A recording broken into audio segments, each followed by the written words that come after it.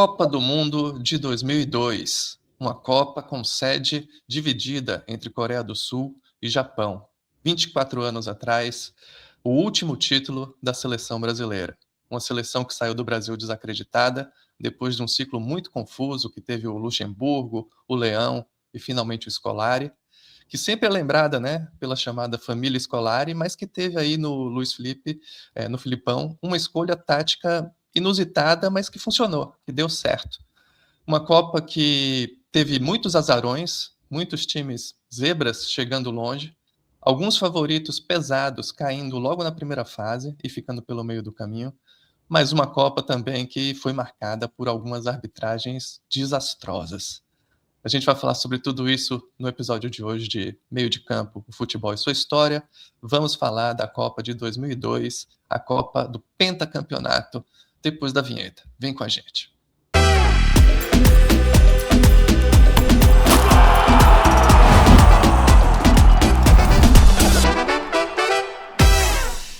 Alô, alô, bom dia, boa tarde, boa noite. Estamos de volta aqui com mais um episódio de Meio de Campo, Futebol e Sua História. Eu sou Diego Ambrosini, estou acompanhado do Idel Bravelar, meu parceiro de bancada. E nessa reta final, antes da Copa de 2026, a gente vai fazer uma maratona toda semana falando de Copa do Mundo, cada semana falando de um episódio, de é, uma competição diferente, um torneio diferente, né? E hoje é 2002, a Copa, o último título brasileiro, uma seleção que teve ali uma trajetória interessante sobre o qual a gente vai falar bastante hoje, né? Ideal da seleção brasileira, campeã do mundo de 2002. É isso. Boa tarde, bom dia, boa noite, Diego, ouvintes, espectadores. É uma Copa em que a gente teria que combinar, eu acho, duas coisas, que é reconhecer os méritos da seleção brasileira, reconhecer o trabalho do Filipão, mas também não deixar de enxergar como o resto do mundo vê essa Copa, ou pelo menos uma boa parte do resto do mundo vê essa Copa, que é uma Copa em que as arbitragens foram, como você disse, desastrosas em vários jogos-chave da competição. A gente vai tentar fazer as duas coisas aqui, falar da arbitragem, porque é impossível não falar, mas sem deixar de reconhecer os méritos da seleção. Vamos lá. Vamos lá. Para começar, como a gente já faz tradicionalmente falando da sede, da escolha da sede, a confusão que foi essa Copa do Mundo, a confusão política que foi essa Copa do Mundo já começa aí, né? Porque depois da Copa na França, né, quando já estava decidido que a Copa de 98 seria na França, ainda em 96 a FIFA se reúne para decidir quem seria a sede da Copa de 2002 e era uma sinuca de bico diplomática porque havia dois candidatos principais que eram Coreia do Sul e Japão. Né? O México também tinha lançado a candidatura, mas era uma candidatura que corria por fora, não tinha muita chance. E tem todo um contexto difícil, né, polêmico, político por trás disso, porque Coreia do Sul e Japão são países que são tradicionalmente inimigos há séculos, né? O Japão foi uma potência colonizadora, um imperialista na Coreia do Sul desde muitos anos antes, depois teve a Segunda Guerra, e há muito preconceito entre os dois países, né? Então, foi uma costura política que foi feita ali na antessala da votação, capitaneadas principalmente pelo presidente da AFC, né, a Confederação Asiática na época, que estava receoso de que a confederação dele acabasse rachando, né, tendo que apoiar duas candidaturas da Ásia, que aliás seria a primeira vez que a Copa aconteceria no continente asiático, né? Depois, recentemente tivemos a Copa do Catar, mas aquela Copa foi a primeira realizada fora da América, das Américas ou da Europa, né? E houve essa costura com o apoio do então presidente da UEFA, o Johansson, contra um pouco a candidatura que era mais apoiada pela FIFA, ainda era o Avelange, né, nesse momento, e que era a candidatura japonesa, e acabaram costurando esse acordo, essa aliança que não agradou ninguém, não agradou nem coreanos, nem japoneses, nem a FIFA, mas acabou sendo realizada. E com isso tivemos essa Copa que já começa com polêmicas nos bastidores e depois isso ia acabar derramando para dentro de campo também. Não é isso, Delber? Mas falando de futebol, então eu vou te passar a palavra e já vou começar te perguntando, né? A gente vai falar bastante ainda da seleção, porque a seleção brasileira foi a campeã, mas vamos começar por outros times importantes nessa Copa, né? Eu acho que, sobretudo, França e Argentina são dois times que a gente tem que destacar, porque a França era campeã do mundo, campeã em 98, aquela geração, né, de ouro que eles tiveram na virada do século. A campeã europeia também, né, em 2000. E a Argentina, treinada pela Bielsa, era uma seleção que estava tinindo, né? Que estava jogando uma maravilha nas eliminatórias da Conmebol. Eles ficaram em primeiro lugar com 12 pontos na frente do segundo colocado, que foi o Equador, né? O Brasil ficou em terceiro. Mas essas duas seleções caem na primeira fase, né? Pegaram dois grupos difíceis, é verdade. O grupo da França com França, Senegal, Dinamarca e Uruguai. E o grupo da Argentina, que ficou famoso ali como o grupo da morte nessa edição, que era Argentina, Nigéria, Inglaterra e Suécia. Então, quem sabe você pode falar um pouquinho eu sei que, sobretudo, principalmente da Argentina, você vai querer falar bastante pra gente, porque é uma geração icônica e com um técnico icônico que era o Bielsa, não é isso? Vamos lá, Isso. Idelber. Vamos começar a falar de Bom, futebol um pouquinho. o Brasil chega nessa Copa temendo duas equipes, dois adversários, a França e a Argentina. São as duas seleções que o Brasil teme e respeita em todo o ciclo preparatório. O caso da Argentina é nítido porque o Bielsa monta um time avassalador nas eliminatórias. A Argentina termina as eliminatórias 13 pontos na frente do Brasil, 12 pontos na frente do segundo colocado. A Argentina termina em primeiro, o Equador em segundo e o Brasil em terceiro, na frente do Paraguai apenas no saldo de gols.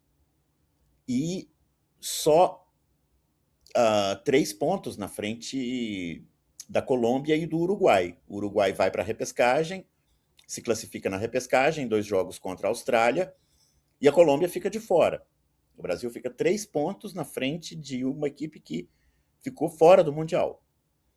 Vamos falar depois do ciclo da seleção brasileira, mas o ciclo da Argentina é curioso porque ele é muito marcado por uma polêmica, que é a polêmica do doble nueve. Todo mundo queria Crespo e Batistuta juntos. A Argentina tinha naquele momento 2 centroavantes que estavam voando. Muito provavelmente a Argentina tinha 2 dos 5 melhores camisas 9 do mundo, junto ali com Romário, né, com o Henry da França, eram os 2 argentinos. E o Bielsa não atende esse reclamo.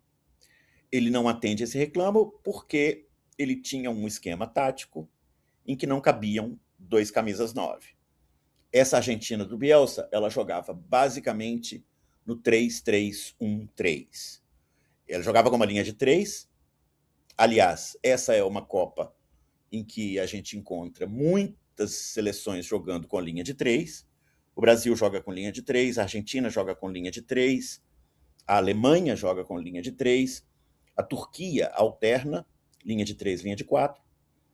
Em todo caso, o Bielsa joga com essa formação de 3 atrás, 3 na linha imediatamente posterior, na linha de meio de campo, um enganche, que nessa Copa vai ser o Verón, e 3 atacantes, que seriam 2 pontas e um centroavante, né?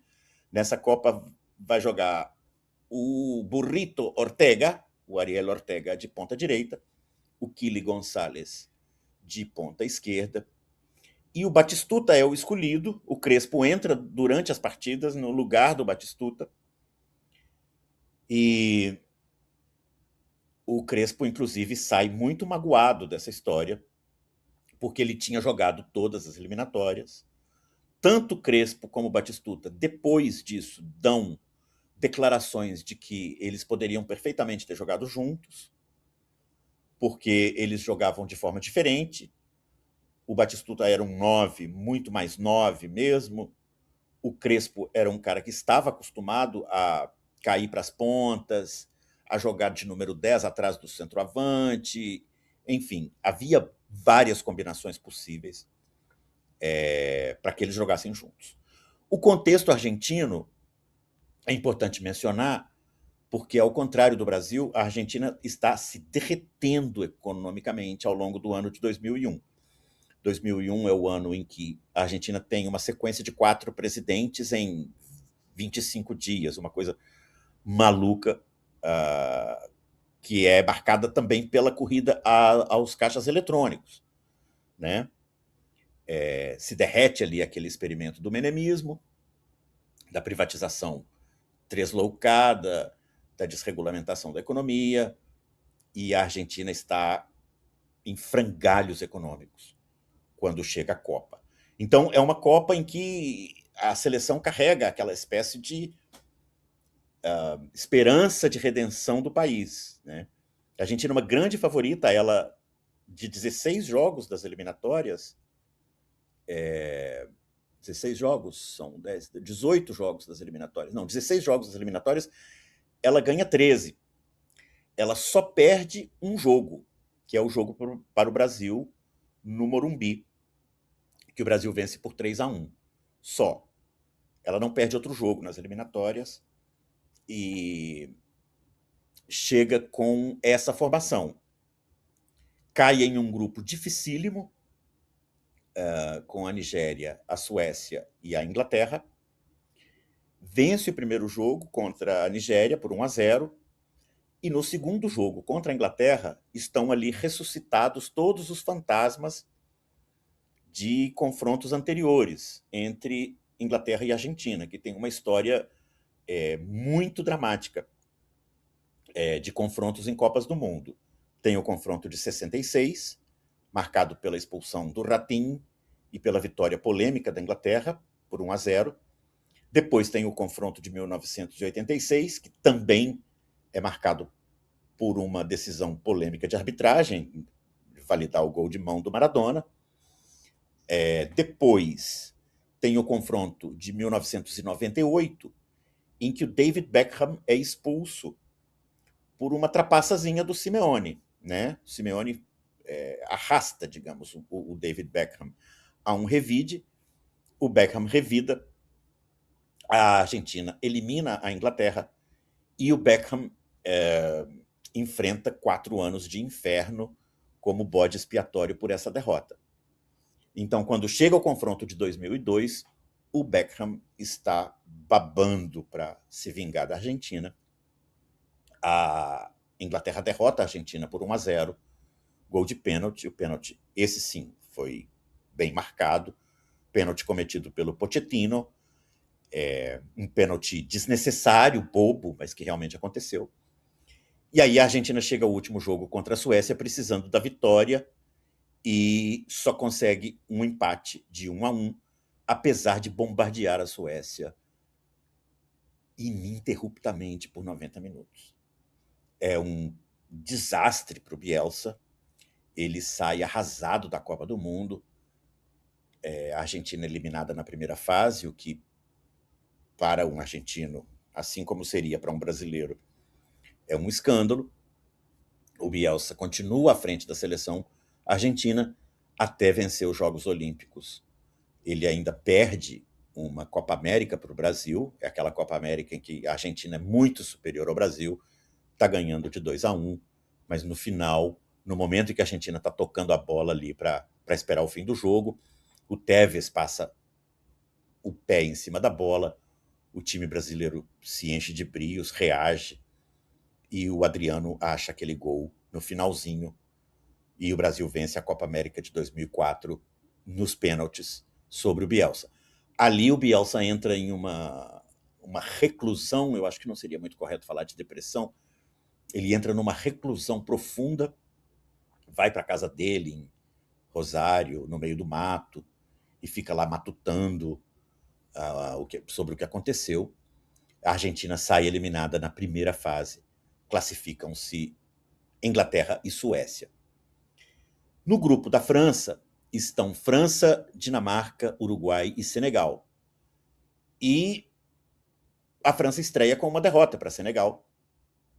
É uma derrota curiosa, porque o jogo de abertura da Copa, a França é favoritíssima, mas ela já enfrenta problemas físicos, né? A preparação da França, por oposição à preparação do Brasil, ela é uma preparação muito atabalhoada. Se no momento em que o Brasil está fazendo um amistoso para descansar, para basicamente fazer ali um aquecimento para a Copa, a seleção francesa está jogando um amistoso altamente tenso contra a Coreia do Sul. Nesse amistoso, o Zidane se lesiona, a França perde o jogo para Senegal, em uma situação curiosíssima, porque todos os jogadores da seleção de Senegal atuam na Liga Francesa. E apenas um dos jogadores da seleção francesa atua na Liga Francesa. Essa é, digamos, a Copa, vamos fazer aqui um parêntese sobre isso, ela é a Copa da globalização, ela é a Copa que demonstra que o futebol havia se transformado em um esporte completamente globalizado. Todos os 11 jogadores senegaleses que derrotam a França atuavam na Liga Francesa. 21 dos 23 senegaleses do plantel jogavam na Liga Francesa. E, por outro lado, apenas um dos jogadores da França atuava na Liga Francesa. A seleção campeã, a brasileira, tinha um 11 titular, no qual apenas o goleiro, o Marcos, atuava no Brasil, jogava no Palmeiras. Os outros todos jogavam fora do Brasil. Apenas 6 das 32 equipes participantes não tinham algum jogador, pelo menos um, atuando na Premier League. Japão e Tunísia tinham jogadores nascidos no Brasil. Todo o elenco da seleção de Camarões atuava no exterior. Na verdade, 42% dos jogadores das seleções africanas, das 5 seleções africanas presentes nessa Copa, atuavam fora de seus países. E até a Inglaterra, o berço do futebol, até a Inglaterra tinha um técnico estrangeiro. Então, esse é um dado que vale a pena considerar para entender essa Copa. A Copa da globalização e a Copa em que esses 2 grandes favoritos caem na primeira fase. A Argentina cai nesse grupo da morte, perdendo para a Inglaterra, empatando com a Suécia e vencendo apenas a Nigéria. E a França é eliminada sem fazer um gol sequer, né? A França empata com o Uruguai de 0-0 depois desse jogo com o Senegal e perde para a Dinamarca, né? Então classificam-se Dinamarca e Senegal para a segunda fase. Então ali caem as 2 grandes favoritas já na primeira fase. Esse é o quadro, digamos, das seleções que o Brasil temia, né? No caso da seleção brasileira, tem um processo de preparação e um ciclo confuso, como você mencionou, que a gente poderia começar a cobrir agora, né? Vamos falar da seleção brasileira? Acho que até, só antes, né, de falar da seleção, mas você citou a seleção de Senegal, acho que vale a pena, como curiosidade, né, dizer que Senegal estava estreando na Copa. Era uma seleção com vários jogadores, bons jogadores, né, mas estava fazendo sua estreia em Copas do Mundo, assim como Eslovênia, Senegal. É, hum, são 4 estreantes, agora perdi os 4 aqui. Tenho eles anotados, um minuto. A China, né, que vai estar no grupo do Brasil, exatamente. Senegal na África, Eslovênia como europeu, e na América do Sul, no Conmebol, o Equador foi o último time da Conmebol a estrear na Copa do Mundo, exceção, claro, a Venezuela, que ainda não teve a sua primeira participação. Vamos falar de Brasil, né, Idelber? O ciclo da seleção brasileira, acho que tem duas coisas que a gente tem que falar antes de chegar na Copa do Mundo. Primeiro, o quanto o ciclo foi confuso, né? Aliás, em grande parte lembra esse ciclo atual, né? Dentre as várias coincidências que tem entre 2002 e 2026, para quem é supersticioso, acredita nessas coisas, então, Copa do Mundo com sede dividida, primeira vez que está acontecendo depois de 24 anos. 24 anos separaram o tri do tetra, separam o penta de hoje, né? E essa coisa do ciclo bagunçado e um técnico chegando ali há um ano, né? Um ano antes da competição, ainda pegando os últimos jogos de uma eliminatória que foi difícil para o Brasil classificar, como você já mencionou aí no começo, né, da abertura. Então, acho que isso a gente tem que falar como é que foi o ciclo do Luxemburgo, como é que foi o ciclo do Leão.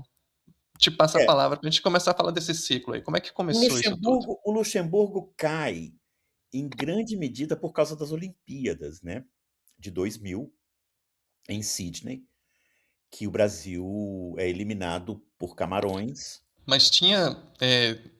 O Brasil acaba, né? Tinha uma parte política difícil do Luxemburgo, porque ele apareceu como de uma forma ruim, né? Tendo tido ali algum tipo de suborno envolvido nas duas CPIs que ocorreram no Senado e na Câmara nesse momento, a CPI do futebol, a CPI da Nike, né? Então pesou para o lado dele, porque em termos futebolísticos, você vai explicar agora o que aconteceu em Sydney, não era tão grave, até porque essa era uma seleção sub-23, né? É a seleção olímpica, não era a seleção principal, né? Certo, ali tem uma queimação para cima do Ronaldinho Gaúcho, né? O Ronaldinho Gaúcho carrega o desgaste com aquela eliminação de 2000, né? E no ciclo do Luxemburgo, o Brasil começa mal as eliminatórias, né? O Brasil vence o Peru por 1-0 e depois acumula resultados ruins. O Brasil empata com o Uruguai por 1-1 no Maracanã. Esse é um jogo em que a seleção é muito vaiada. Depois, o Brasil perde para o Paraguai por 2-1 lá no Defensores del Chaco. E aí o Luxemburgo tem o seu grande jogo, que é uma vitória sobre a Argentina por 3-1, que o Vampeta faz 2 gols nesse jogo, lembra? O Vampeta faz 2 gols, o Alex faz 1 gol, o Brasil vence a Argentina por 3-1, a poderosa Argentina do Bielsa apenas perde uma partida naquelas eliminatórias, é essa partida para o Brasil no Morumbi.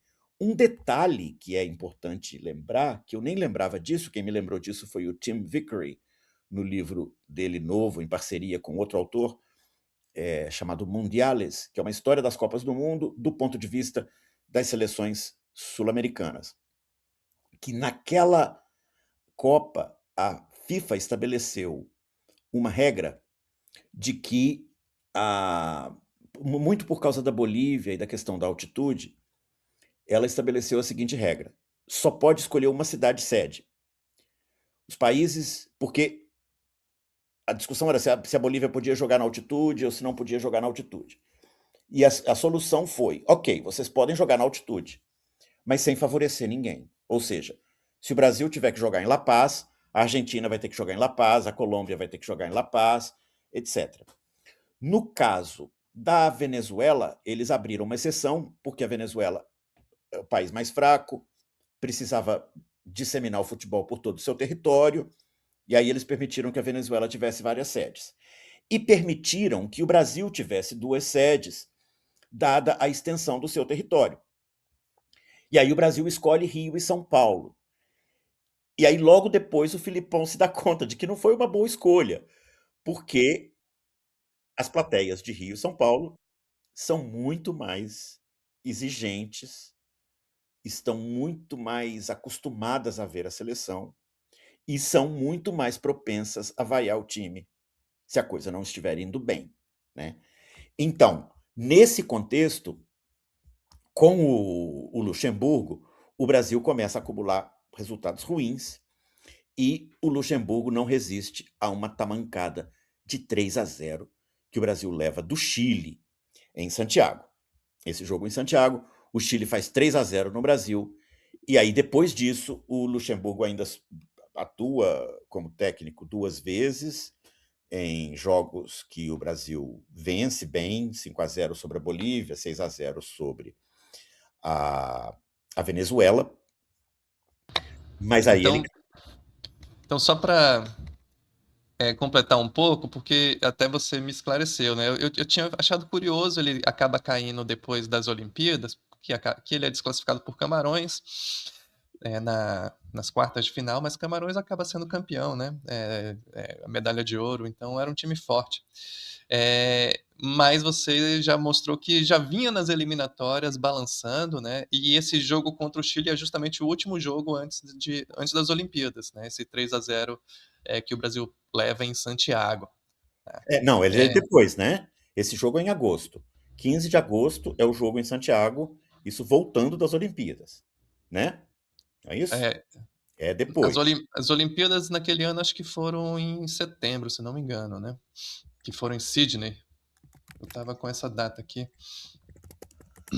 É, não, você tem razão, você tem razão. É, Setembro isso. a outubro, exatamente, é isso mesmo. Foi uma data estranha para a Olimpíada, né? É, porque em Sydney, né, era um pouquinho diferente. É. Aliás, Então, falando de datas, a gente tem que lembrar que essa Copa começou um pouco mais cedo, ela começou no dia 31 de maio, uhum, por causa da estação chuvosa no Extremo exato. Oriente. E aí, já entrando, engatilhando a seleção brasileira, eu vou falar do Leão ainda um pouquinho, mas é importante mencionar que a seleção brasileira, mais uma vez, se preparou extremamente bem, porque a seleção brasileira levou em consideração o fato de que a Copa ia começar mais cedo e levou em consideração o fato de que a temporada europeia ia terminar mais tarde, porque Sim. naquele ano a Champions League teve uma fase de grupos extra. Então ali os jogadores praticamente não tiveram descanso. Uhum, E o Brasil, muito astutamente, organizou a sua preparação de forma que incluísse, dentro do período preparatório, um descanso para os jogadores. Então, o nome que a gente teria que mencionar aqui, importante, é o Paulo Paixão, né? Fisioterapeuta sim. brasileiro, e traz para a seleção brasileira os melhores equipamentos de fisioterapia. O Brasil trabalha com materiais ultramodernos de fisioterapia para preparação para essa Copa, materiais que, inclusive, as nações europeias não estavam usando, e o Brasil chega muito organizado em torno a essa necessidade de recuperar o Ronaldo, né? O Ronaldo Fenômeno, que tinha tido uma lesão brutal na Inter de Milão, tinha passado muito tempo sem jogar, tinha jogado, ao longo de um ano, tinha jogado 25 partidas só durante esse ciclo pela Inter de Milão, e o Filipão desiste do Romário no momento em que o Romário se recusa. Vou falar do Leão, espera aí, eu vou falar do Leão. Só para dizer que a organização, como em, eu diria como em todas as Copas que o Brasil venceu, todas as 5, a organização, o que elas têm em comum é isso. É uma organização, uma logística inteligente e tal. Então vamos falar do Leão. Cai o Luxemburgo, o Candinho dirige a seleção, uma partida, né? E aí chega o Leão. E o Leão chega com um discurso ultranacionalista. E aí é importante a gente mencionar é importante a gente mencionar isso, porque esse é o momento de, digamos, consolidação da globalização, não é o começo da globalização, a globalização começa lá atrás, mas esse é o momento em que já não tem sentido você dizer: "Eu só vou escalar jogadores que atuam no Brasil". Isso é um completo disparate, né. Nem o Pacheco mais alucinado diria isso hoje, né, que o Brasil tem que levar para a Copa do Mundo uma seleção do Campeonato Brasileiro, imagina. Ninguém diria isso hoje. Mas 25 anos atrás, era possível dizer isso, porque o processo de globalização estava começando, estava se acentuando ali naquele momento, né. Então, o Leão monta uma seleção nacionalista, vamos dizer assim, né, eh, e vai muito mal. O Leão não deixa saudades. A ponto, inclusive, né, quando ele foi chamado para assumir a seleção, ele estava no esporte, né? Tinha acabado de ser vice-campeão da Copa do Nordeste, perdeu a final para o Bahia, mas foi chamado para a seleção mesmo assim. E ele chegou a convocar o Leomar, né, que era um volante interessante, Volante do bom de esporte. bola do esporte. Mas ele estava com essa coisa de ir para fora do eixo né, contra os medalhões, né? Tanto que nos 10 jogos que ele dirige, ele não chama nenhum jogador consagrado, vamos dizer assim, né? É, Ou tem um ou quase nenhum. outro ali, né, quer dizer, o Vampeta está no Paris Saint-Germain, ele chama o Sim, Vampeta. Eh, Na Copa das Confederações, ele joga com um time muito descaracterizado. Tem o Lúcio, por exemplo, que estava no Bayer Leverkusen, o Vampeta que estava sim, no PSG e o Dida que estava no Milan. Mas ele joga com um time. Quer ver, ó, vamos lá. O time brasileiro que estreia na Copa das Confederações e derrota Camarões é um time que ninguém reconheceria hoje. Dida, Zé Maria, Lúcio, Edmilson e Léo dos Santos. Leomar, como se apontou muito bem, Vampeta e Wagner.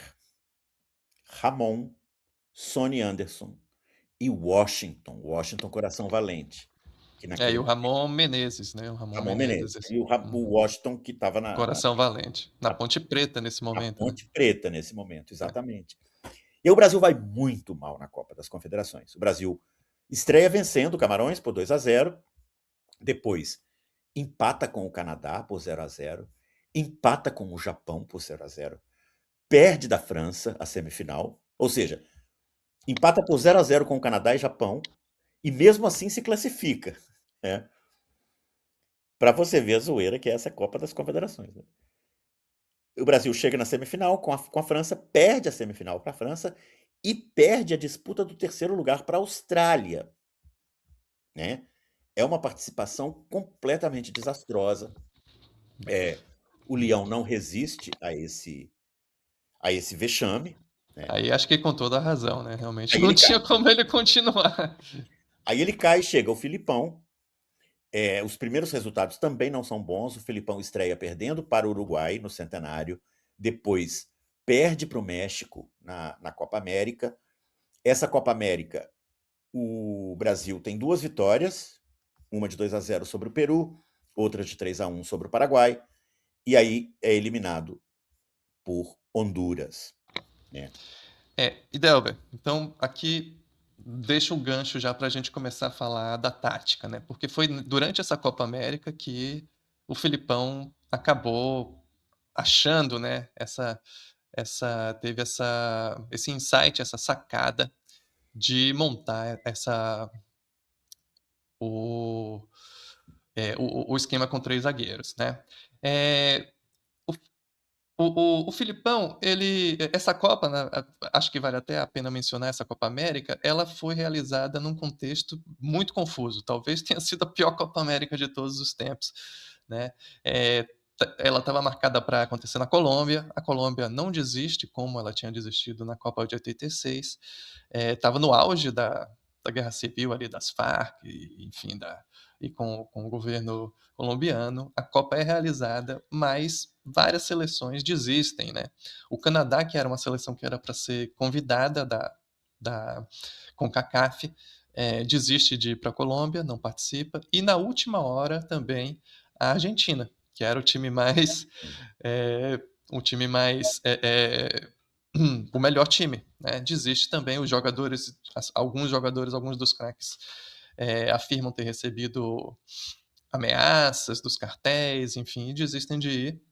E com isso é convidado a Honduras. O time de Honduras ele foi convidado para essa Copa do Mundo, para essa Copa América, com 24 horas antes do início da competição. E foram buscados por um avião da Força Aérea Colombiana e despejados em Bogotá para jogar as partidas e acaba eliminando o Brasil. O Brasil também vai, o Filipão lá acaba levando um time também de segundo escalão, vamos dizer assim, não são os jogadores mais craques. Então também os grandes craques que jogavam no futebol europeu, nenhum está presente, porque eles também não se recusam a ir. O próprio Romário se recusa a ir, isso vai acarretar depois na rusga entre Romário e Filipão, e por isso o Romário não vai ser convocado, né? Mas no meio dessa competição, depois da derrota para o México na abertura, né, o Filipão começa a escalar 3 zagueiros, né? É, é. E aí ainda nem estavam o Cafu e o Roberto Carlos, por exemplo, não estavam Não nessa estavam, competição, de né? europeus ali naquela Copa América, tem alguns, você tem razão, que a maioria das grandes estrelas não estava. Tem alguns jogadores europeus. O Juninho Pernambucano entra durante o jogo contra o Lyon, ele tá contra o Lyon, contra Honduras, né? Ele está jogando no Lyon naquele momento. O Filipão leva o Jardel, que jogava no Galatasaray. O Emerson é titular, estava jogando na Roma. E o Júnior, lateral esquerdo, estava jogando no Parma naquele momento. Tem o Denilson também, do Real Betis, que são os que jogaram contra Honduras, dentre os que estavam atuando na Europa, né? Isso aqui, eu sou, como você sabe, os amigos que nos ouvem sabem, eu sou um bielcista muito convicto, sou um grande admirador do Bielsa, torço pelo Leeds por causa do Bielsa, mas eu tenho que reconhecer que o Bielsa, que é um pensador de uma sofisticação que o Filipão jamais vai atingir, ele não conseguiu encontrar para a equipe dele uma saída para o problema que o Filipão conseguiu resolver no Brasil. O problema é o seguinte: eu tenho um esquema tático que eu prefiro. Só que os jogadores que eu tenho às mãos não são os ideais para aquele esquema tático. Então, qual era o problema para o Filipão? Ele não confiava muito nas virtudes defensivas do Cafu, especialmente do Cafu, mas do Roberto Carlos também. Ou seja, você tem dois laterais que são excepcionais no apoio. Ninguém vai dizer que o Cafu não atacava bem. E estavam vivendo o seu auge, né? Estavam voando, né? Ninguém vai dizer que o Roberto Carlos não ataca bem, né? Mas nenhum dos dois eram grandíssimos defensores. Vamos falar a verdade, né? Então, o que ele faz? Ele fala, bom, eu tenho esses dois aqui que são talvez os melhores laterais do mundo. Se eu jogar com eles em um 4-4-2, como o Brasil jogou na Copa de 94, eu vou ficar completamente desguarnecido. Porque o futebol de 94 para 2002 já tinha mudado. Você não dava mais para você lançar esses laterais nos corredores, atacando o tempo todo, e esperar que dois volantes deem conta de cobrir. O futebol se acelerou. Não dá para o volante chegar, ele não chega mais, né? Então ele fala, bom, o que eu vou fazer vai ser escalar os dois de alas. Eu vou escalar 3 zagueiros, vou escalar esses dois laterais aqui para jogar de ala. Então, se você me permite um comentário, né? É interessante quando a gente começa a pensar um pouco a história do 3-5-2 no Brasil, porque foi uma tática um pouco mal compreendida, né? Eu acho que na história da seleção brasileira, sobretudo ali por conta da experiência do Lazzaroni, né? Que o 3-5-2, aparentemente parece uma tática defensiva, porque você vai jogar com 3 zagueiros, mas ela é uma tática que pode ser muito ofensiva, porque você está liberando os 2 laterais, né. Óbvio, claro, nenhuma formação é por si só defensiva ou ofensiva, certo? Exato. Isso E depende no de quem esteja jogando, né? Não é pebolim, E né? acho que no Brasil não tinha uma tradição ao longo de toda a década de 90, ninguém jogava no 3-5-2, né.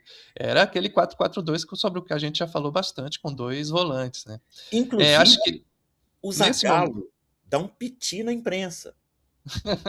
O Zagallo dá um piti na imprensa, para vocês verem como é uma bobagem essa história de nós sempre jogamos assim e sempre ganhamos, Uhum. então tem que continuar jogando assim. O que o Zagallo dizia na época é: o Brasil ganhou 4 Copas do Mundo com linha de 4. Por que está jogando com 3 zagueiros? A tradição do futebol brasileiro. Pô, foda-se a tradição do futebol brasileiro, né? Você tem que jogar com os elementos, com as peças que você tem, jogar da forma que se adeque às forças, às características daquelas peças, né? Mas já tinha alguns exemplos, né, naquele momento ali, que apesar de raro, de vez em quando tinha um time que aparecia jogando com 3 zagueiros, e um exemplo desse momento aí era o Grêmio do Tite, que foi Aham. campeão da Copa do Brasil em cima do Corinthians, né, em 2001. O Corinthians do Luxemburgo, e jogava com 3 zagueiros, né. Isso. Depois o São Paulo tricampeão, também do Muricy, né, também vai jogar com 3 zagueiros. Então teve uma certa recuperação do 3-5-2 do Brasil na década de 2000. Mas como você tinha falado, nessa Copa de 2002 é um pouco o auge dessa tática, não só no Brasil, mas também com outras seleções, né. A Copa, ela é marcada por essa cisão, digamos, né? Entre as equipes que jogam com 3 zagueiros e as equipes que jogam com linha de 4. Vamos aproveitar e falar da seleção brasileira para a gente ir encaminhando. O Brasil joga, então, com Marcos no gol. A linha de 3 permanece mais ou menos a mesma durante toda a Copa. Tem a partida contra a Costa Rica, que é uma espécie de amistoso, porque o Brasil já estava classificado. E aí, nessa partida, entra o Anderson Polga, entram outros jogadores. Para não gastar muito tempo do nosso ouvinte, nós vamos direto à equipe que se firmou como titular, beleza? Então, Marcos, Roque Júnior, Lúcio e Edmilson. Na verdade, eu deveria citar o Lúcio primeiro, né? Quem joga no meio é o Edmilson e quem joga do lado esquerdo é o Roque Júnior. Eu assisti praticamente todos os jogos de novo. E há que se dizer que, em determinados momentos, vira linha de 4 porque o Edmilson avança. Se o time adversário não tem realmente poder ofensivo, tá? O Até Edmilson porque avança, ele vira um o volante. Ed o Edmilson era volante de origem, né. Ele era Ele volante de origem. Ele jogava de zagueiro também, mas ele tinha essa trajetória como volante, né, antes. Então foi inteligente do Filipão colocar esse jogador naquela função, né, que ele tinha que Aí, fazer as então, 2 você coisas. tem Cafu na direita, Roberto Carlos na esquerda, e o meio-campo se completa com Gilberto Silva e Juninho Paulista, inicialmente. O Sim. Kleberson ganha a posição do Juninho Paulista no jogo contra a Inglaterra, já bem avançada a Copa do Mundo, já nas quartas É, de nas final, quartas já. né? Uhum. E aí na frente, Ronaldinho, Ronaldo e Rivaldo. Esse é o time do Brasil. Comentários aí sobre essa formação. Rapidamente sobre o Rivaldo e o Ronaldinho, né. Eles jogavam de uma forma até parecida, o Ronaldinho na direita, o Rivaldo na esquerda, que era, da ponta do lado, né, mas fechando para dentro, e meio como 2 pontas de lança, né, que é uma tradição longa do futebol brasileiro. Na época se chamava de meio atacante, era uma expressão bem comum daquele período ali, mas eram ponta de lanças, né, os jogadores que vinham de trás do meio-campo e É, pisavam na área e faziam gol, né. eu E uso essa expressão meio atacante até hoje. Para mim, por exemplo, uhum, o Matheus Pereira do Cruzeiro é um meio atacante, né? Ele é um uhum. meio atacante. Ele é o sujeito que está ali atrás do centroavante, na arrancada, jogando, ah, recolhendo bolas no meio campo, distribuindo bolas no meio campo, mas chegando, né? Ele está sempre chegando. O Exato. Brasil, ao contrário da Argentina, que cai em um grupo terrorífico, o Brasil cai em um grupo bem tranquilo, né? Vence a Turquia por 1-0, perdão, vence a Turquia por 2-1 na estreia, né? E aqui a gente não pode deixar de falar, né, gente, da primeira presepada da arbitragem. A Turquia começa vencendo a partida, o Brasil empata com um belo gol do Ronaldo de voleio, cruzamento do Rivaldo, e o jogo está se encaminhando para o seu final, quando o Luizão consegue uma arrancada, deixa o zagueiro para trás, é puxado pela camisa. Se vocês olharem as fotografias, olharem o vídeo, vocês vão ver que, muito antes de o Luizão entrar na área, o zagueiro já soltou a camisa dele. Foi falta, mas não foi pênalti. A arbitragem inventa esse pênalti inexistente para o Brasil, né? O Brasil converte o pênalti, Rivaldo converte o pênalti, o Brasil vence por 2-1.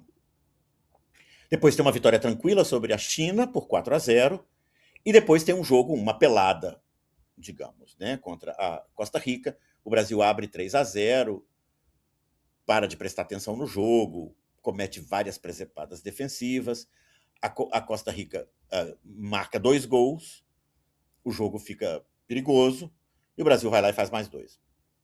Essa é a história, digamos, da primeira fase, né? Aí tem, eu acho, o jogo mais difícil da Copa. Essa é a minha convicção depois de ver essas partidas todas essa semana, ver tudo de novo com lupa. O 2-0 sobre a Bélgica é muito mais difícil do que o 2-1 sobre a Inglaterra. O 2-1 sobre a Inglaterra é um jogo tranquilo, é um jogo que os ingleses não ameaçam. No momento em que eles levam a virada, eles parecem batidos, né? Eles parecem sem energia para reagir. O 2-0 contra a Bélgica, não. Esse é um jogo em que o primeiro tempo é equilibrado, o Brasil tem boas situações no primeiro tempo, mas quem faz o gol é a Bélgica. A Bélgica faz um gol absolutamente legítimo, ninguém É. entende até hoje o que O que ele foi viu ali. marcado? Ele marcou falta, né? Perigo de Essa, gol, enfim. essa Copa foi a Copa das faltas inexistentes marcadas para anular gols convertidos contra as seleções favorecidas. E as seleções favorecidas basicamente foram Brasil e Coreia. Então já vamos pegar carona e já Para vamos falar da falar Coreia. das. Isso. Vamos fazer aqui um parênteses, daqui a pouco a gente fala do jogo da Inglaterra, mas então deixa eu só concluir Brasil e Bélgica. Brasil e Certo. Bélgica termina 0-0 o primeiro tempo, e os primeiros 20 minutos do segundo tempo são de domínio belga. Domínio belga, 2 ataques da Bélgica são interrompidos por faltas inexistentes, marcadas pelo árbitro, e o Marcos tem ali o seu grande jogo. Ele fez boas defesas também contra a Alemanha na final, mas ele faz pelo menos 2 defesas chave. O Filipão tira o Juninho e coloca o Denilson, que é uma péssima mudança do Filipão. O Denilson entra, eu contei, juro para você que eu contei, não é implicância minha. Gente, o Denilson não era um jogador de alto nível, prateleira primeira do futebol mundial. Era um jogador de QI futebolístico muito baixo. É um jogador que tenta dribles em situações em que ele não deve tentar o drible. Ele entrou e errou 4 jogadas, pelo menos. Ele consistentemente entrega a bola para o adversário em situações que criam contra-ataques para a Bélgica. A Bélgica é um time forte, é um time formado principalmente por jogadores da parte flamenga da Bélgica, por oposição à parte francesa da Bélgica. E a primeira bola que o Brasil inverte para o lado direito, para o Ronaldinho faz a sua magia dá o drible certo, não é aquele drible que você está tentando passar no meio de dois zagueiros. É um drible para dentro, só para abrir o espaço para o cruzamento. Ronaldinho Gaúcho faz um cruzamento de 3 dedos maravilhoso para o Rivaldo. Rivaldo mata no peito, gira, bate de primeira. E aí contou com um pouquinho de sorte, porque a bola resvala no zagueiro belga, tira o goleiro da jogada completamente. E o Brasil faz 1-0. Isso é mais ou menos, Diego, Mas, 22 do segundo. mas foi um golaço, né? Um golaço. Um Com golaço. desvio ou sem desvio, foi Não, um um golaço. golaço espetacular do Rivaldo. Os dois e a assistência do Ronaldinho foi. Isso é o que eu gosto de sublinhar. Uhum. Gente, eu acho, na minha opinião, isso não é clubismo, não é porque eu sou atleticano, mas quem diz que o Ronaldinho Gaúcho não jogou a mesma coisa que o Ronaldo e o Rivaldo é porque está olhando só os gols. Se você olhar os jogos na totalidade, vocês vão ver que o Bruxo jogou muito, mas é muito mesmo. A falta que gera o gol do Brasil, o primeiro gol contra a China, foi sofrida pelo Ronaldinho. Uma das assistências do gol do Ronaldo contra a China foi do Ronaldinho. A assistência para o gol do Rivaldo, que é o gol mais importante da Copa. Esse é o gol mais importante da Copa, porque o Brasil estava sendo dominado pela Bélgica. E ele acha essa jogada maravilhosa. O jogo contra a Inglaterra nem se fala, né?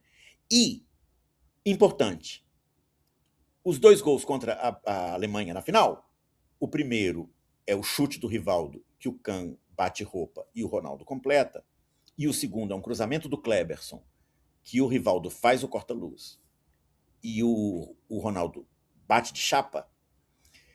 Esses 2 gols têm participação chave do Rivaldo. O que a galera esquece é que no primeiro tempo o Ronaldinho Gaúcho colocou o Ronaldo 2 vezes na cara do gol.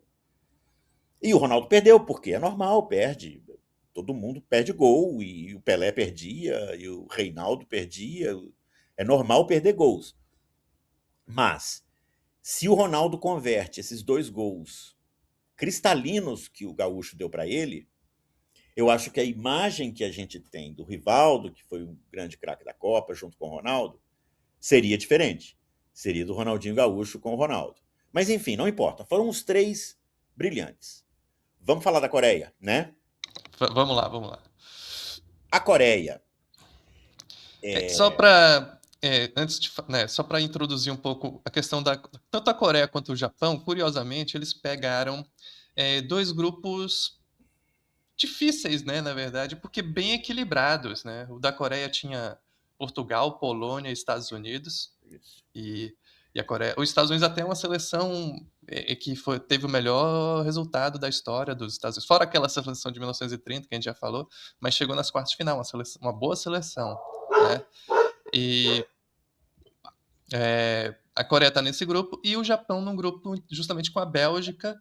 E, aliás, um jogo 2-2, Bélgica e Japão, eu estava olhando aqui, foi super divertido, né? Acho que Bélgica e Japão é um confronto que sempre tem jogos interessantes. Teve recentemente em 18. Então tinha Japão, Bélgica, Rússia, né? E a Tunísia. última seleção, Tunísia, assim. Então foram dois grupos equilibrados, mas os 2 times asiáticos, os times da casa, passaram, né? Passaram. Só que o Japão ele é eliminado na fase de oitavas, perdendo para a Turquia, justamente. E a Coreia chega, então, para enfrentar a Itália, né? Aqui a gente tem que mencionar as 2 coisas. A Coreia do Sul tem méritos, tá? Ela monta um time muito baseado naquele esquemão holandês do 3-4-3, né? O técnico é holandês, né? O Gus Hiddink. Ele monta uma equipe muito aplicada taticamente. E aqui é importante dizer que a gente não está reproduzindo o estereótipo de time asiático que corre muito, não, viu, gente? Esse time da Coreia do Sul corre muito mesmo, porque ele é programado para fazer isso. O Gus Hiddink, ele consegue da Federação Coreana a suspensão do campeonato 3 meses antes da Copa. Então, a Coreia para o seu campeonato, ele faz um esquema de alimentação especial para os jogadores, né?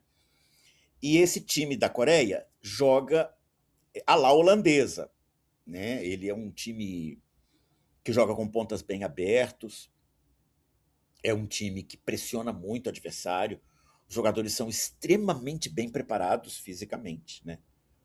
Mas eu não posso deixar de mencionar que é, na minha opinião, o maior escândalo de arbitragem da era moderna. Eu detesto falar de arbitragem, uma das razões pelas quais eu estou desgostoso de acompanhar o Campeonato Brasileiro é que o Campeonato Brasileiro fala-se muito pouco de futebol e fala-se muito de arbitragem, é irritante, é cansativo, mas nessa Copa não tem como deixar de mencionar as arbitragens. Não é uma decisão aqui ou outra acolá. Não é um pênalti inventado aqui ou outro acolá. Não é um pênalti não marcado aqui, outro acolá. Para ver o que foram as arbitragens nessa Copa, você tem que assistir aos jogos completos, porque ali você vê a consistência dos erros sempre para o mesmo lado, né? Então, o jogo contra a Polônia, já na estreia, tem polêmicas de arbitragem. Depois, o jogo contra Portugal é um escândalo de arbitragem, basicamente no aspecto disciplinar. A Coreia do Sul dá muita pancada, aquele é um time que batia, é um time que batia bastante. Aliás, como é da tradição do futebol holandês, né? Eu ia fazer justamente esse comentário. As pessoas não associam a Holanda à violência porque a Holanda ficou com aquela fama bonita do futebol total, que é uma fama merecida também, mas o futebol holandês sempre bateu muito, né?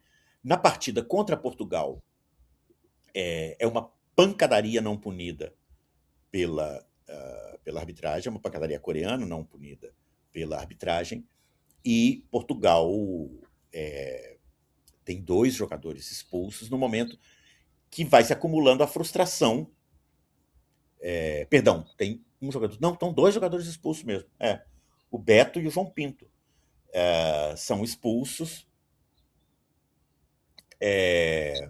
já naquele momento da frustração e do revide, né? Os caras estão batendo, batendo, batendo, batendo. Às vezes as faltas não são marcadas, às vezes faltas violentas não recebem cartão. Tem o revide, e o revide é punido. Essa é a história contra Portugal. Aí entra o jogo contra a Itália, que Um comentário rápido, Idelber, só sobre Portugal, porque essa já é uma geração portuguesa que começa a ser ia construir aquela boa geração que eles teriam depois, né? A partir de 2004, 2000, então ainda tinha o Raul, né?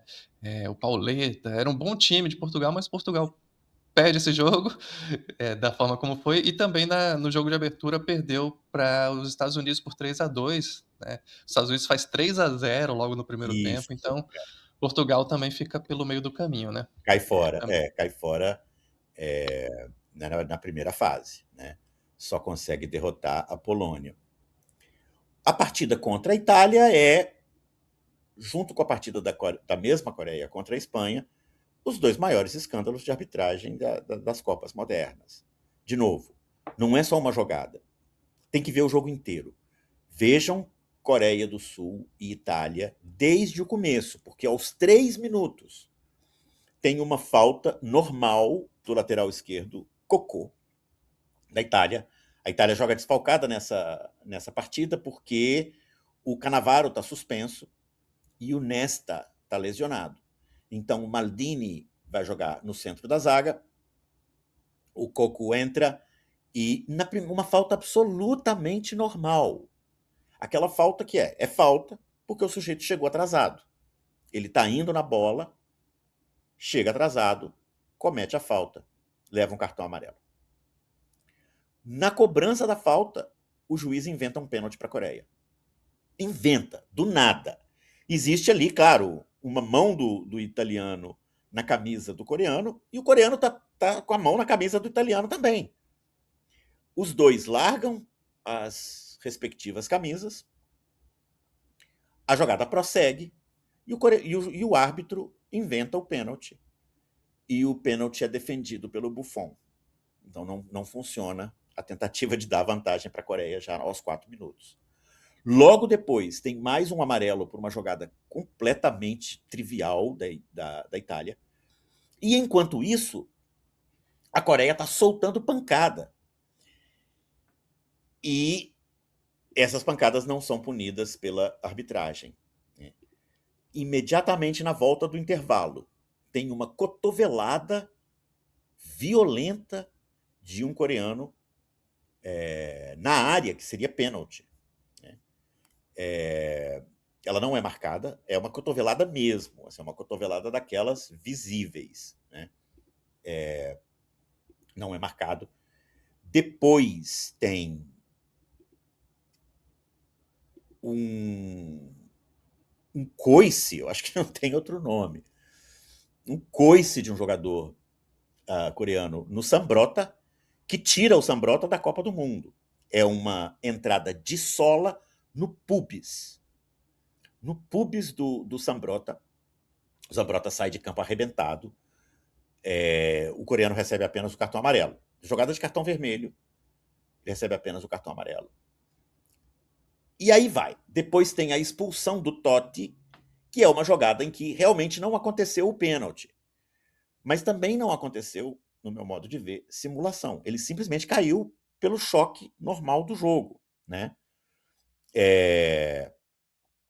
E o juiz expulsa o Totti por simulação. Dá para ele o segundo cartão amarelo. A Coreia empata esse jogo, a Itália sai na frente, ela marca um gol de escanteio, o gol do Vieri de cabeça no começo do jogo. E ela tem várias chances de matar a partida. É verdade que houve incompetência da Itália também. Nenhum juiz consegue, né, entregar uma vitória para o adversário, para uma equipe sem que exista algum tipo de incompetência também. Então a Itália perde chances de fazer o 2-0 e aos 88 minutos a Coreia empata o jogo. Na prorrogação, ainda tem, eu esqueci, na prorrogação ainda tem um gol legítimo da Itália. Um gol legítimo da Itália que é anulado por um impedimento que só eles viram. Só eles viram um impedimento que não existiu. Seria o gol de ouro, porque naquela Copa valia. Era gol de ouro, né? Valia o gol de ouro, né? E aí, depois disso, tem a expulsão do Totti, e aí, finalmente, a Coreia consegue seu gol. Contra a Espanha, é mais escandaloso ainda. Porque contra a Espanha, assim, eles fizeram 2 gols. A Espanha fez 2 gols legítimos. A Espanha fez 2 gols absolutamente legítimos. O primeiro é um gol de cabeça, muito parecido com o gol da Bélgica sobre o Brasil. Subiram 2 corpos, claro que eles se tocaram, mas não existe falta nenhuma ali. O espanhol cabeceia, gol, eles anulam por falta. O segundo é mais escandaloso ainda, porque é uma bola da linha de fundo. Como nós sabemos, no futebol é o contrário do basquete, né? No basquete, se a bola tocou na linha, ela está fora de jogo. No futebol, a bola tem que sair inteira, né? Se algum pedacinho da bola estiver em contato com algum pedacinho da linha, no futebol, a bola está em jogo. A bola nem chega a tocar na linha. É o tanto que ela está dentro de campo. Vem o cruzamento, gol da Espanha, o gol é anulado por supostamente a bola ter saído. O escândalo é tal que até o presidente da FIFA dá uma declaração criticando o árbitro equatoriano de Itália e Coreia. É importante dizer que esse árbitro, Byron Moreno, logo depois de voltar para o Equador, ele é investigado e condenado em um escândalo de arbitragem, que é o escândalo dos acréscimos, que é basicamente o seguinte: o jogo entre a Liga de Quito e o Barcelona de Guayaquil, o Barcelona estava vencendo, ele dá 6 minutos de acréscimo, a Liga de Quito não empata, ele dá mais 6. E aí, nesses 6, a Liga de Quito vira o jogo. Depois se confirma que ele era candidato a um cargo político em Quito. Né? E no Equador tem essa rivalidade entre Quito e Guayaquil. Né? Depois, em 2010, ele é preso nos Estados Unidos transportando 6 quilos de cocaína ou heroína, um dos dois.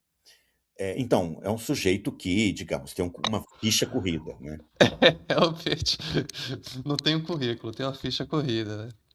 Ele está E vivo ainda, o Byron Moreno está vivo. Ele é 1 ano mais novo que eu, ele nasceu em 69. Ele está aí com 56 anos e tá, enfim, a reputação completamente destruída. Mas vamos lá. Final, então, né? Vamos para a final. não, vamos voltar lá em Brasil e Inglaterra. O É, Ronaldinho o Ronaldinho destruiu esse jogo, né. Tem aqui o gol, né, o gol, um dos maiores gols de todos os tempos, mas a Inglaterra sai na frente, né, e aí esse gol do Ronaldinho é um gol espírita, né, até hoje é, ninguém sabe se foi de propósito, não foi de propósito, mas ele pinta e borda ali é o grande no jogo lado dele. do campo, né. É o grande jogo. E o gol da virada é também uma assistência dele, né, Você o inverteu, né? O a gol do empate pré-assistência. o gol do empate é o gol que ele dá Não, assistência sim, para o Rivaldo. verdade.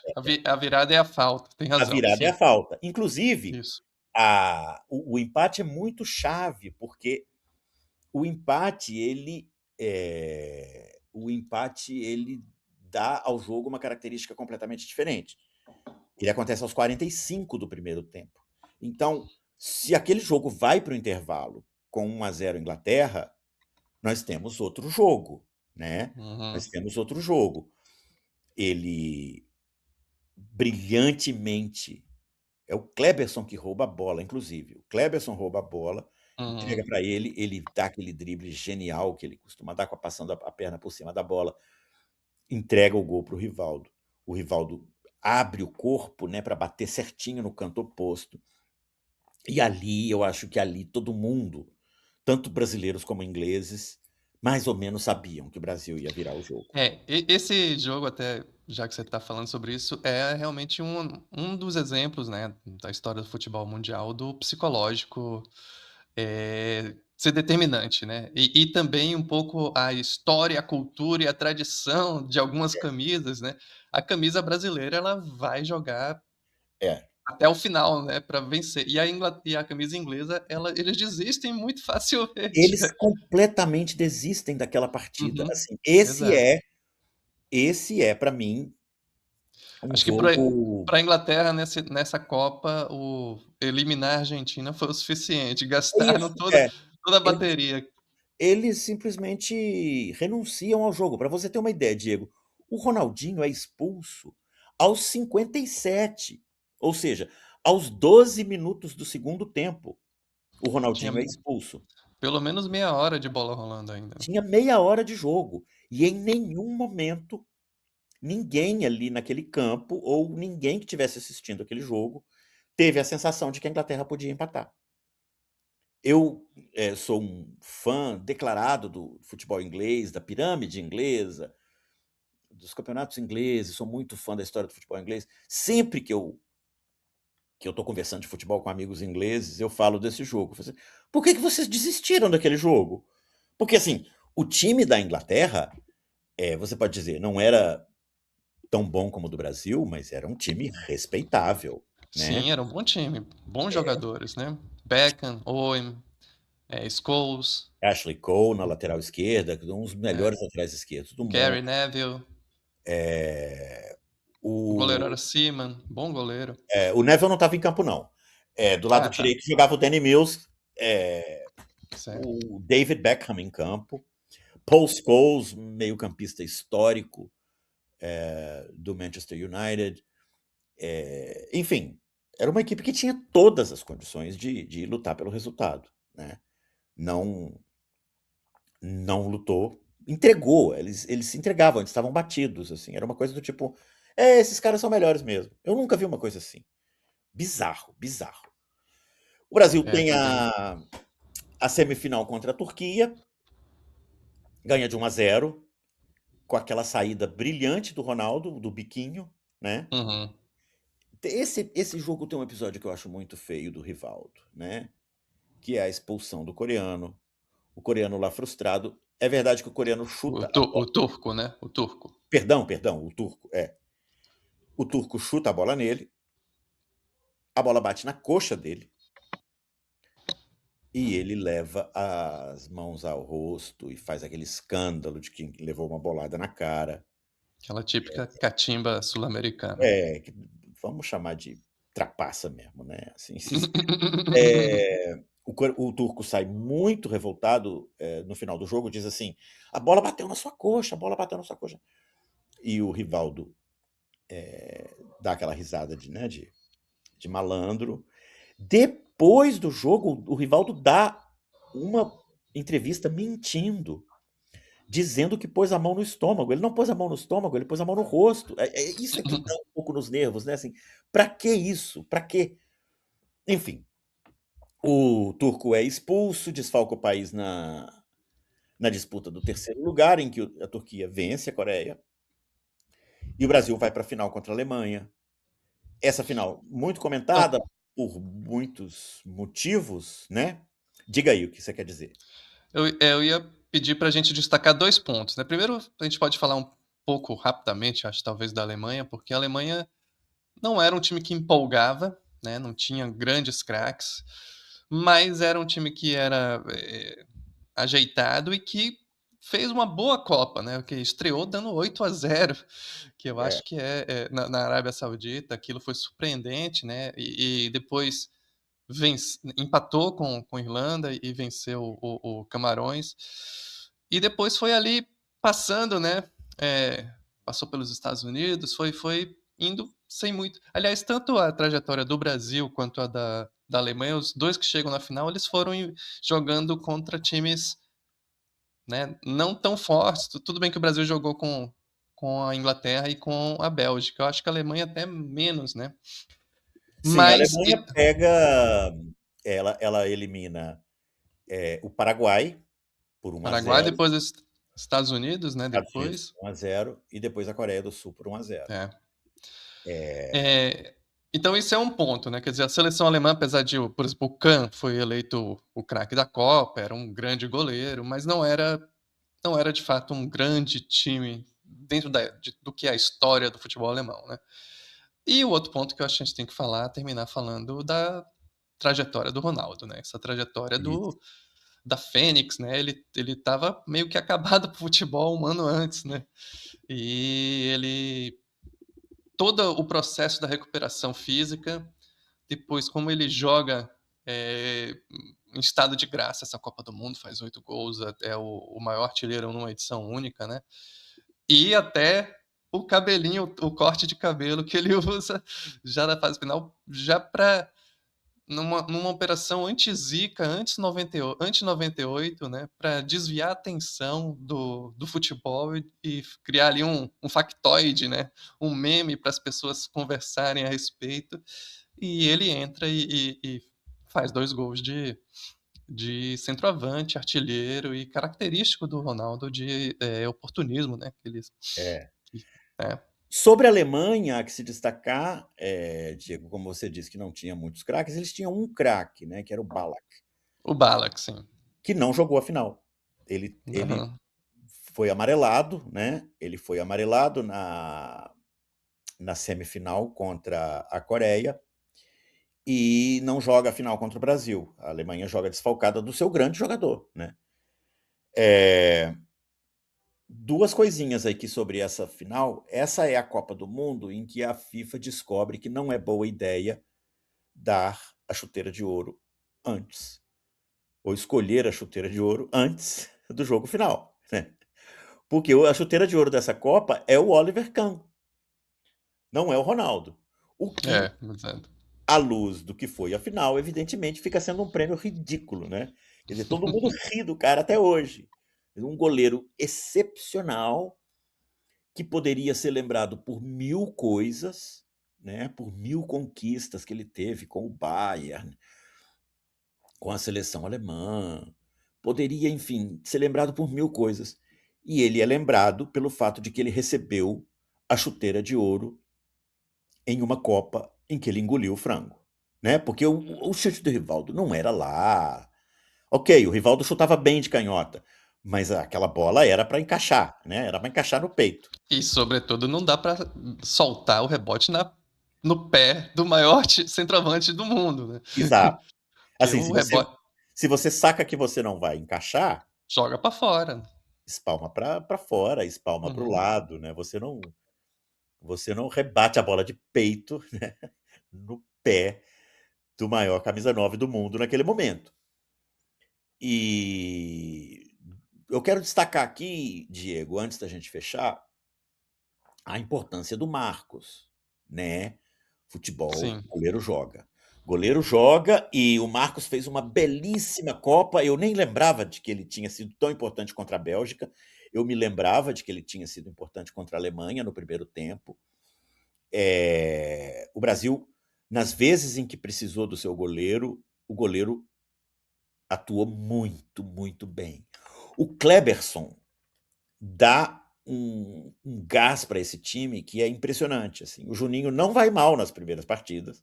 O Juninho joga bem essa Copa, o Juninho Paulista. Especialmente porque ele é um meio atacante que sabe marcar, ele marca, ele morde o adversário, ele recompõe muito bem. Então, quando o Brasil perdia a bola, ele recompunha. Mas, claro, o Kleberson é um jogador com características de volante mesmo e que sabia É, jogar pelas pontas, especialmente pela ponta direita. O até eu Brasil acho tem que gols com vale a assistência pena direta. mencionar o Kleberson e também o Gilberto Silva, né, os 2 volantes, É, que eram 2 jogadores que justamente jogavam no futebol brasileiro, né, eram um dos 2 exemplos, acho que foi a última seleção brasileira que ainda teve. pera, Diego. O Gilberto Silva jogava no Arsenal, né? Já não estava mais no Galo, nesse Não, momento? não, não estava mais no Galo. Hum, Opa, pera lá. que Tava no o Galo? Tava no na Galo, minha você tem razão, tava no na minha Galo. anotação aqui tá Tava no dizendo que ele ainda Galo. estava no Galo ainda. É Ele verdade. vai para o Arsenal depois, justamente como resultado Isso, da Copa, isso. Ele tava no né, Galo ainda. É verdade, né. verdade. Então, e o Kleberson também, né, quer dizer, sai do Atlético Paranaense e depois da Copa acaba indo pro Man United, né. Então, É. eles se provaram, fizeram um excelente torneio, mas vindos de times brasileiros, né. Então e funcionaram bem os 2 juntos ali, né. É. Então eu tenho que corrigir aqui o que eu disse no começo do programa. Não era só o Marcos que jogava no Brasil, né? Tinha alguns poucos jogadores, não eram O muitos Gilberto mesmo, né. Silva, o Gilberto Silva e o Kleberson. Do time titular, eu acho que era isso. Esses 3, exatamente. Esses três. Do time titular, eu acho que era esses três, né? E tinha depois ali que entrou durante a E competição, tinha o Anderson aí Polga, que ainda era do Grêmio, certo? isso, e o É, Ricardinho também, o Ricardinho estava no Corinthians, o Ricardinho ele chega em cima da hora, né, porque o Emerson é cortado isso. e o Ricardinho é convocado, ele chega a entrar em alguma partida, agora eu não lembro exatamente qual foi, acho que foi ele joga no jogo contra a Bélgica, por exemplo. O Juninho Paulista ainda jogava no Flamengo também. Exato. É. Então tem alguns jogadores, né? O Edilson, que joga a partida contra a Costa Rica, está no Cruzeiro, né? Tinha alguns, né, de Tinha fato. alguns, mas já é um futebol, né, bastante globalizado. Então, que bom que a gente pôde corrigir aquele errinho do começo, que eu estava pensando só no Marcos como goleiro Sobre baseado. o Marcos, assim, é verdade que você tem razão, ele foi fundamental em alguns jogos e ele fez uma Copa segura, né, mas é verdade que o Brasil estava muito bem servido de goleiros nessa época, né. Tanto o Dida quanto o Rogério Ceni, eles jogaram por períodos longos na preparação, tanto nas eliminatórias, nas Copas Américas, a Copa das Confederações, e foram para a Copa, mas o Filipão acabou escolhendo ali o Marcos, eles tinham uma relação desde o Palmeiras, né, e o Marcos vai muito bem, né, sem dúvida nenhuma. É. É isso, então, vamos fechar? Maravilha? Vamos nessa. É Então, uma Copa, então, que a gente combinou essas duas coisas, né? Os vários méritos da seleção brasileira, pentacampeã do mundo, os vários desastres de arbitragem que estão ali, que fazem com que a lembrança dessa Copa, para muitos países, para poloneses, para italianos, para espanhóis, para portugueses, essa é a Copa do roubo, né? Para nós é a Copa da redenção do Ronaldo, a Copa em que o 3-5-2 dá certo, a Copa da Família Scolari, é a última Copa em que a seleção brasileira está realmente entre as melhores do mundo, né? Porque 2006 a gente achava que estava, mas não estava não. Estava pelos nomes, mas não estava pelo time. Então, É é isso isso. aí. Maravilha, Idelber. Muito bom sempre falar com você. Toda sexta-feira a gente está aqui no canal do Meio. Nós somos Meio de Campo Futebol e Sua História. Sempre toda sexta com mais um episódio. Agora fazendo essa série de Copa do Mundo. A gente só vai falar de Copa do Mundo até o começo da própria Copa do Mundo de 2026 que a gente vai cobrir aqui no canal do Meio. Não é isso, Idelber? É isso. Deixe aí o seu like, deixe seu comentário, circule o link nos seus grupos de WhatsApp. Avalie a gente no Spotify, as avaliações ajudam. E a gente volta na semana que vem para falar de Copa do Mundo de novo. Valeu! Um abraço. Valeu! Ei, peraí, atenção, não rola ainda pro próximo vídeo não, tá? Por apenas R$15, o Meio Premium te dá acesso imediato ao nosso streaming exclusivo. Imagina só entrevistas inéditas com nomes como José Dirceu, Sérgio Abrantes, Felipe Nunes e uma biblioteca de séries e documentários originais. Mas não para por aí não, tá? Nossas newsletters especiais trazem reportagens que desvendam da política à tecnologia. É o jornalismo que te prepara para entender de verdade os bastidores dos assuntos que movem o Brasil e o mundo, muito além da manchete. Assine o Meio Premium agora.